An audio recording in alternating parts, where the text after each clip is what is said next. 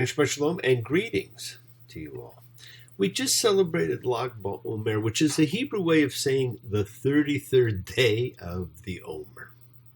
That was on May 12th this year. It celebrates two of the great sages of Judaism, Rabbi Akiva, who we read about during Passover, and Rabbi Shimon Bar Yochai, a very famous Kabbalist and an amazing scholar. And it is one of the few holidays which is primarily associated with the Kabbalah, which is considered the soul or mystical dimension of Judaism. Now, interestingly enough, because the 7 weeks between Passover and Shavuot, the time the Omer is counted, was viewed as a period of anticipation and sadness, no marriages are conducted during this time, except on that one day, Lag BaOmer. It's considered a day of weddings.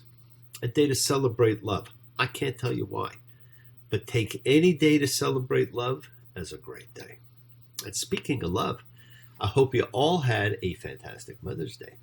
For those who did not get to see their mothers, I hope that they come soon that you can. It's always nice when you can see your mother and tell her what she means, just as it's nice when we all come together as a like-minded group in the collective consciousness of seekers showing faith and love as a community, a chavura fellowship, when we express our nature of kindness, compassion, thoughts, feelings, hopes, dreams, and wishes that unites us all in this community house of spirit, Beth Ruach, house of spirit, sharing and bringing light, keeping fear at bay. And once again, please go ahead and invite everybody, physically or digitally, psychically, emotionally, or spiritually, to gather and share. From Psalm 133, the Hine Matov, come together. Hine Matov. שבתכי גם יחד, הנה מה טוב ומתי, שבתכי גם יחד. How good, how pleasant it is for brothers and sisters together. Community, together.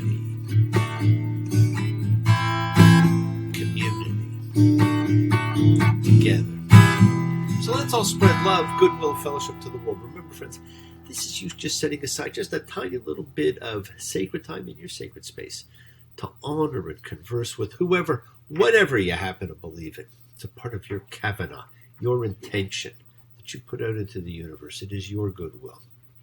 Let's take some time now to send some of that goodwill, some light and some healing out to whoever you know that needs it. The world needs it. Healing renewal for everybody floats through space, finding those in need. So send it out for those you know and for the souls and spirits of everyone you love. So think of whoever that needs healing and renewal and love, or even just plain goodwill. Focus on them, call their names. It's not just for people, friends, it's for our pets, it's for the world. It is the healing of the earth, the tikkun olam that's part of our spiritual genetic makeup. So let's send thoughts and energy for health and renewal for everybody in need, for those in our hearts and our minds. Special thanks, of course, go out to the Star Master for another of his fantastic cards that he sends every week. And let's send special greetings out to birthday greetings for Devorah. And send some healing for the deeply troubled Jonathan and to Mary, for Bob, Dan, for Tally and Ben, for Dora, and for Rosemary. Friends, it is the kindness, the healing, wishes, goodwill, and love we all send out. It just circles the world finding those in need. So thank you, each of you, for all you do, for all you care, because the world is a world of spirit, and spirit, my friends, never dies. Me, Shabbat, Avotenu, Makor, Limotenu, may the source of strength bless the ones before us. Help us find the courage, make our lives a blessing. The renewal of body, the renewal of spirit. Let us say, Amen. Yishubarach, let us all have our spirits renewed. This is the great prayer for healing, which we call upon God to heal as is healed before. Yishubarach, may he who blessed, because all healing is a blessing. Let's send and receive healing and renewal energy in our efforts to love, to share, to care, to grow. It's all a part of the carbon fiber of each of us. Now, this week we have the ending of Leviticus. It's the handbook of the priest, and we will be able to get back to the story when we begin the book of Numbers, which is, of course, the story of the wilderness journey. Now, what you will have noticed is that Leviticus is a design for an organized society of people who help one another, who do not intentionally injure one another, who respect one another's property and relationships, who regularly assemble to celebrate together, who acknowledge their errors and atone for them, who regard life in humans and in animals as sacred, who pursue purity in various forms, who respect law, and who are utterly loyal to one God. It is against the background of that design that the book of Numbers will take place. And that alone is going to tell you that Leviticus just kind of doesn't belong where we've read it, but it doesn't matter. This week we say goodbye to Leviticus with another two-part parsha, behar, bechukotai, on the mountain, in my statutes. And mountains, my friends, are really powerful in the ancient world. Godly things take place on mountains. Ain't no mountain high enough, ain't no valley low enough, ain't no river wide enough to keep me from getting to you. Mountains are magical in the ancient world, even in today's world. And again, being the book of Leviticus, the priestly handbook of law and ritual, there's a lot of laws talked about here. But I want you to notice two of the most interesting things you come across in this handbook, which are the strange rituals to include in this book of priestly ritual, is the idea of the sabbatical year and the year of the Jubilee. And they're both handled in this particular parsha. We saw that the most important holy time that inaugurates the fixed times of God's was the Sabbath, that miraculous nexus of time and space where holy time and holy space meet. Your time and your space. The one thing man, meaning people, does in imitation of the steps God took when he finished creation. He ceased. Sabbath, Shabbat. Now we know what a Sabbath day is. But a year? Well, you know what? Just multiply the day by 365 and you have a Sabbath year. And we have been kind of really in a Sabbath for the last few months. We have ceased. We've ceased our lives as we lived them, as we knew them. We've connected or reconnected with our families in a way we have not for a century, due to the business of individual life being in the way. Now, if you haven't expressed your gratefulness for that, if nothing else, go ahead. And as rough as this has been for everyone, take advantage of the ceasing, the Sabbath, and celebrate those that you do love. Leviticus 25:1. 6 years you shall sow your fields, and 6 years you shall prune your vineyards, gather in its yields. And in the 7th year there shall be an absolute Sabbath for the land. So there's going to be a ceasing for the land in the 7th year. Everything's thought out. Okay, Leviticus 25:20. What shall we eat in the 7th year? If we do not sow and do not gather in our yield, I have charged my blessing for you in the 6th year, and it will produce yield for 3 years. And you shall sow in the 8th year and eat of the old crop until the 9th year, until its yield comes. You shall eat the old. Okay, so you sow the land for 6 years. Gets a break in year 7. So God will give you food from year 6 for 3 years. For year 6, for year 7, and for year 8, which then begins the next cycle and hasn't produced anything yet. It goes on to tell you something. Leviticus 25:25. But the land shall not be sold permanently, because the land is mine, because you are aliens and visitors with me. The owner of the land, my friends, is God. Everything we think we have is transitory. We are caretakers. Everything is God's. 1,000 years, 10,000 years might be just the blink of an eye. We're gone, our family, our culture. But the world and everything in it still belongs to God. And then Leviticus 25:8 gives us this other concept. And you shall count you 7 Sabbaths of years. 7 years, 7 times. And the days of the 7 Sabbaths of years shall come to 49 years. And you shall send round a blasting ram's horn in the 7th month, on the 10th of the month, The Day of Atonement, you shall send round a ram's horn through all your land, and you shall consecrate the year that makes 50 years, and proclaim liberty in the land. To all its inhabitants it shall be a jubilee for you. And you shall go back each to his possession, and you shall go back each to his family. Proclaim liberty in the land, the Liberty Bell. So in that 50th year, the year of the Jubilee, all land that might have changed hands, all slaves, everything goes back to where it once belonged. Jojo was a man who thought he was a loner, but he knew it wouldn't last. Jojo left his home in Tucson, Arizona, for some California grass. Get back, get back, get back to where it once belonged. Get back, get back, get back to where it once belonged. Now, it's a fascinating approach. You only have temporary possession.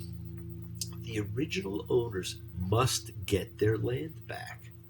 Land is unalienable, non-transferable. Individuals can suffer difficult times, but there is a divinely decreed limit to their loss. And the nation as a whole can never degenerate into a two-tiered system of the very rich and the very poor. You're not buying the land because you're buying its production capabilities, because the land will always belong to God and it goes back. Leviticus 25:15. By the number of years after the Jubilee you shall buy from your fellow, and by the number of years of yield he shall sell to you. The larger the number of years, the more you shall pay for its purchase, and the smaller the number of years, the less you shall pay for its purchase, since he is selling you the number of yields, and you shall not defraud each other. It's a system designed to prevent the abuse of a class of landowners and a class of non-landowners, which is why the census was so important. Okay, because the land is going to be given based on the tribes and the number, and it stays that way forever. Every 50 years it goes back. It's great in theory, but it did not last long in practice. In fact, we know by Second Temple times it was no longer in effect. A workaround had been found. The memo was lost. Here was a system designed on decency, humanity, caring, sharing the ethics within the law. An unfortunate Israelite need not feel degraded to be poor nor ashamed to be pitied. Economic suffering is treated as a reality of life, which one is required by law to remedy. It all gets remedied here. The poor man can know that his brother's helping him because the system requires it. Brothers help one another. If the shoe were on the other foot, he would do the same for his brother, right? And everything is designed to return things to what they were designed to be in the beginning. Like I say, it didn't work. The second half of this parsha ends on conditions. If then, often found in statements that go, if you, then I, or if I, then you, the way most learned love, conditionally. Leviticus 26:4. If you go by my statutes and keep my commands and do them, I shall give you. If then. We spend so much of our lives in conditional states. If then. We take them as truths, and they give us our reason to believe, and we all need a reason to believe. If I listen long enough to you, I'd find a way to believe it's all true. Knowing that you lied straight in the face while I cried, still I'd look to find a reason to believe. Someone like you makes it hard to live without somebody else. Someone like you makes it easy to give, never thinking of myself. You know, with this if-then clause, we get this fantastic list of rainbows and unicorns if we obey. Leviticus 26:14. But if you do not heed me, and do not do all these commands, and if you reject my statutes, and if you loathe my laws, not doing all my commands, avoiding my covenant, I, on my part, will do this to you. Well, I'll tell you right now, you don't want to know the trouble you're in if you don't uphold the covenant. There are blessings that will ensure if Israel keeps the covenant, and ghastly curses if it violates the covenant. It's ugly, and it's even uglier when we get the repeat of it in Deuteronomy.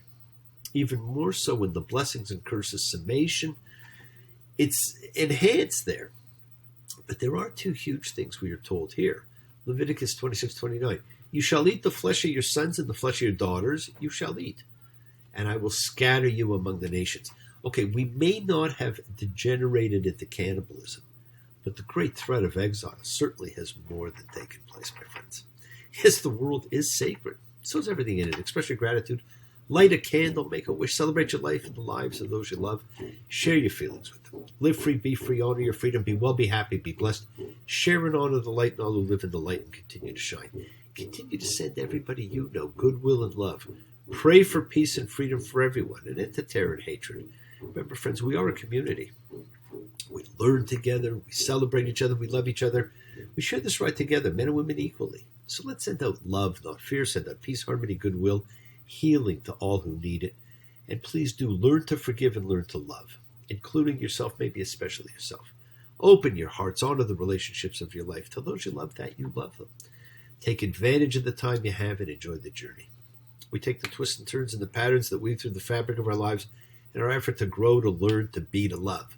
So please do love. Now bless you all. Have a fantastic week, a week of love and light, a week of peace, a week of miracles. Examine your intentions and use them to imprint your will on the universe, because we set in motion everything that happens. Our intention, our Kavanaugh, our cause, our effect, everything is linked. Now, as I've said, you always have time to forgive and to be forgiven. You have the knowledge of what's good and bad, so acknowledge what you've done wrong to yourself, to God, and to any person you've wronged, and ask forgiveness. But do so with sincerity, with accountability, and vulnerability. Forgive those who've hurt you.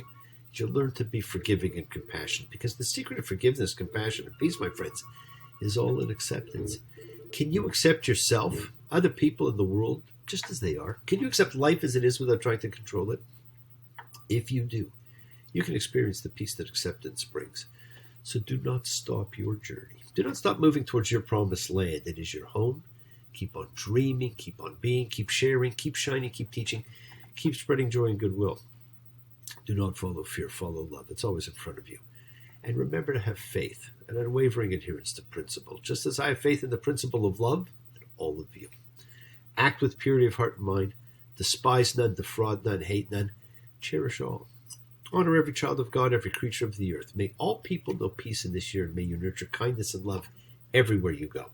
Work to be present in the body. Expand your heart, quiet the mind, because the deepest source of your real power lies in your consciousness and your ability to be mindful, to be aware, to be present in all of life's circumstances.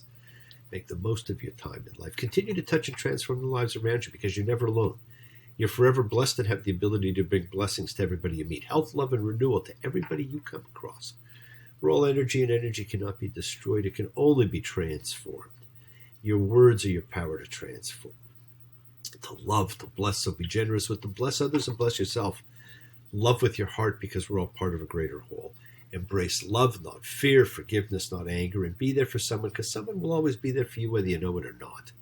And continue to explore faith and belief and what they mean to you. Never accept shame as a natural state. Whatever you feel, others have felt. Whatever you've experienced, others have too. We share together, we learn together, we help each other. We are each of us trying to find love and acceptance and support. We all have or could have that special someone in our lives, so find them and tell them what they mean.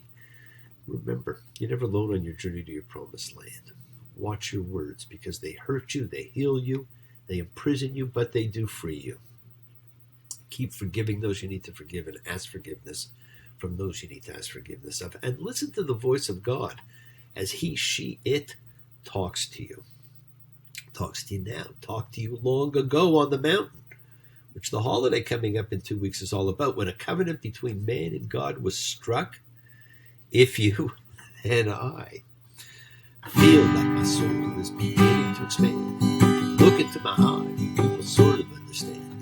You brought me here, now you're trying to run me away. Writing on the wall, come read it, see what it says. Thunder on the mountain, rolling like a drum. Gonna sleep over there where the music comes from. Don't need any guide, already know the way. Remember this, I'm your servant both night and day. Well, we have the celebration of the Thunder on the Mountain coming up. Thank you for joining me, my friends. The new shalom, hello, goodbye, peace, has become stay safe. So stay safe. Celebrate freedom and love. Light a candle. Elevate the souls of those who are gone while also elevating your own. Shabbat shalom and blessings to you all. Thanks for joining me. We'll see you soon.